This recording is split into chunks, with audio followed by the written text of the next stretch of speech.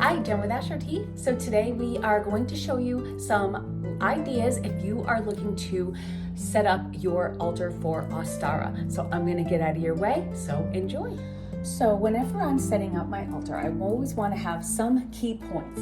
So of course we want to have the symbols of, we want to have earth, and that is in the north. We want to have in the south some fire.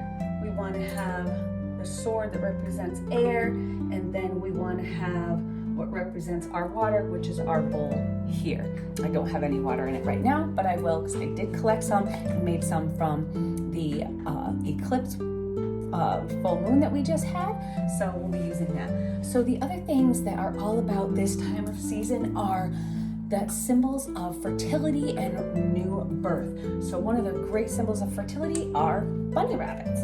So we're gonna add a couple of them to our table or our altar. This can be a kitchen table, it could be a buffet, whatever you wanna do. This is just my altar. I always want to add a little Mother Earth in here because it's all about the earth and what's going on in the earth. If you want to cleanse and smudge, I have this great sage with some lilac on there, so just to purify it. And then we want to sweep away any negative energy. And this one has some obsidian at the top, so we just sweep away that negative energy. If you can, open your windows, and if you can't open your windows because it's too cold, use a little bell just to get some of that air flowing. And put that on the side with the air. As far as candles, you always want to have some candles also. So the candles that are great for this time of year, we want to have some nice pastels like this. Pastel candles, they really just represent just rebirth and new beginnings. And then we want to have a little for growth, so some green, and then of course for the sun. So then we also want to bring in something to kind of celebrate the solstice, which is the day that Ostara is on as well. So I have our dark candle here, and it's in a little bunny holder. And then we have our light candle. So it's about the light growing. So we have a little bit larger of a white candle because the light is growing. We have getting longer days, but this is the equal.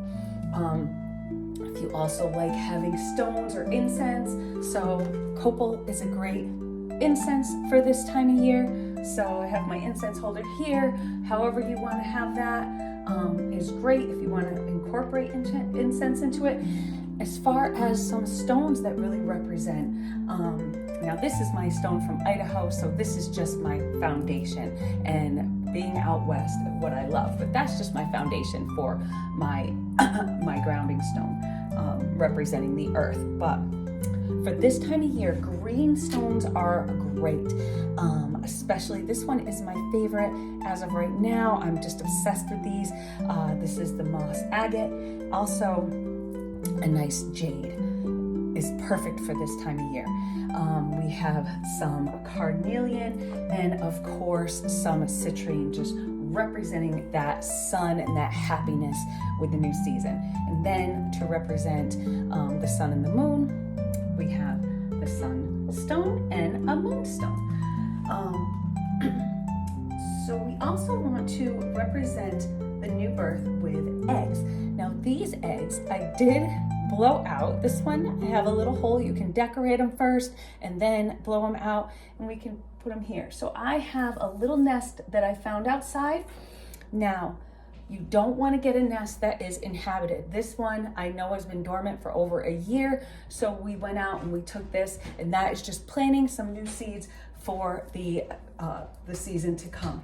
And again, with the moss agate, new beginnings and maybe even making new friendships.